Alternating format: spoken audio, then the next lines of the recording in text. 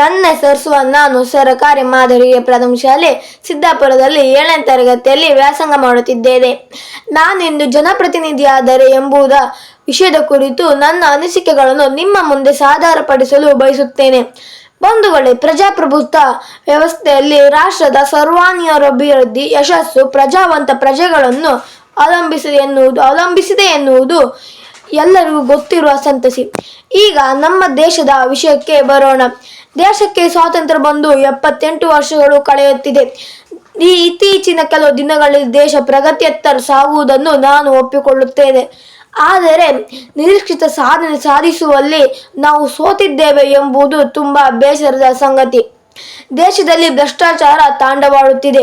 ಭಯೋತ್ಪಾದಕರ ಕತೆ ಅಟ್ಟಹಾಸ ಮೆರೆಯುತ್ತಿದೆ. ನಿರುದ್ಯೋಗ, ಬಡತನ, ಬೆಲೆ ಏರಿಕೆ ದೇಶದ ಭವಿಷ್ಯವನ್ನು ಗಂಡಾಂತರದಲ್ಲಿರುತ್ತದೆ ಎಂದು ಸೂಚಿಸುತ್ತದೆ. ದೇಶದ ಹೊರಗೂ ಶತ್ರುಗಳು, ಒಳಗೂ ಶತ್ರುಗಳು ಇಂದ ತುಂಬಿದೆ.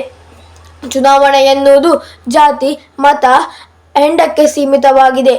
ಮಹಿಳಾ ದೌರ್ಜನ್ಯ ಮುಂದುವರಿಯುತ್ತಿದೆ. ಇದಕ್ಕೆಲ್ಲ ಕಾರಣ ಅಯೋಗ್ಯ ದೇಶದ ಪ್ರತಿನಿಧಿಗಳೇ. ನಾನು ದೇಶದ ಪ್ರತಿನಿಧಿಯಾದರೆ ಭ್ರಷ್ಟಾಚಾರಿಗಳನ್ನು ಜೈಲಿಗಟ್ಟಿಸುತ್ತೇನೆ, ಭಯೋತ್ಪಾದಕರನ್ನು ಗಲ್ಲಿಗೇರಿಸುತ್ತೇನೆ, ಮಹಿಳಾ ದೌರ್ಜನ್ಯರನ್ನು ಮರಣದಂಡನೆ ಹಾಕುತ್ತೇನೆ, ವಂಚಕರನ್ನು ಸದೆಬಡಿಸುತ್ತೇನೆ, ಜಾತಿ ವ್ಯವಸ್ಥೆ, ಕೋಮವಾದಗಳನ್ನು ನಿಯಂತ್ರಿಸುತ್ತೇನೆ, ಸರ್ವ ಜನಂ ಸುಖಿತೋ ಭವಂತು ಎನ್ನುವ ರೀತಿ ಆಡಳಿತ ನಡೆಸುತ್ತೇನೆ. ಮೇಲಾಗಿ ಶಿಕ್ಷಣ 1ರಿಂದ 10ನೇ ತರಗತಿವರೆಗೂ ಸರಕಾರಿ ಶಾಲೆಯಲ್ಲಿ ಓದುವಂತೆ ಆದೇಶ ನೀಡುತ್ತೇನೆ.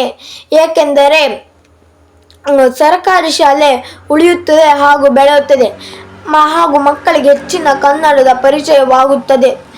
ನಾನು ಸರಕಾರಿ ಶಾಲೆಗೆ ಹೆಚ್ಚಿನ ಸೌಲಭ್ಯಗಳನ್ನು ಒದಗಿಸಿಕೊಡುತ್ತೇನೆ. ಇನ್ನೊಂದು ವಿಷಯ ಏನೆಂದರೆ ವಾಹನ ನಿಯಂತ್ರಣೆ.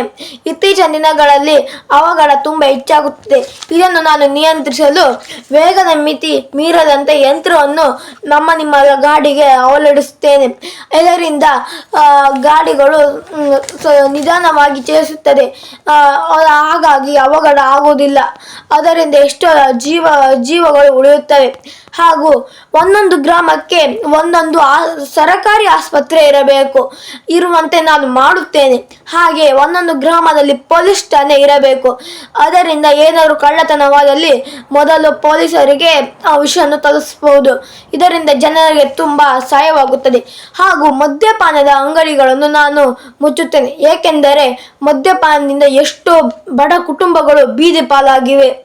ನಾನು ಮದ್ಯಪಾನದ ಅಂಗಡಿಗಳನ್ನು ಮುಚ್ಚುತ್ತೇನೆ. ಇದರಿಂದ ಎಷ್ಟೋ ಬಡ ಕುಟುಂಬಗಳು ಕಷ್ಟದಿಂದ ಪಾರಾಗುತ್ತವೆ.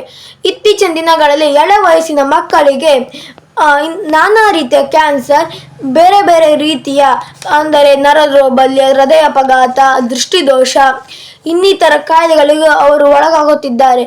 ಇದಕ್ಕೆ ಕಾರಣ ಅಂಗಡಿಯಲ್ಲಿ ಸಿಗುವ ಕೆಮಿಕಲ್ ತಿಂಡಿಗಳು, ಜಂಕ್ ಫುಡ್, ನಾನಾ ರೀತಿಯ ಕೆಮಿಕಲಿಂದ ತಯಾರಾಗುತ್ತದೆ. ನಾವು ಈ ಥರ ಕೆಮಿಕಲನ್ನು ಹುಟ್ಟುಹಾಕುವ ಕಂಪನಿಯನ್ನು ಮೊದಲು ನಿಷೇಧ ಮಾಡಬೇಕು. ಹಾಗೂ ನಮ್ಮ ದೇಶದಲ್ಲಿ ಪ್ಲಾಸ್ಟಿಕ್ ಉಪಯೋಗಿಸುತ್ತಾರೆ. ಪ್ಲಾಸ್ಟಿಕ್ ಕಂಪನಿಗಳನ್ನೇ ಮುಚ್ಚಬೇಕು. ಅದರಿಂದ ಪ್ಲಾಸ್ಟಿಕ್ಗಳು ತುಂಬ ಕಡಿಮೆ ಆಗುತ್ತದೆ. ಇಷ್ಟು ನನ್ನ ಮಾತನ್ನು ಮುಗಿಸುತ್ತೇನೆ. ನನ್ನ ವಿಷಯ ಇಷ್ಟ ಆದಲ್ಲಿ ಲೈಕ್ ಮತ್ತು ಶೇರ್ ಮಾಡಿ.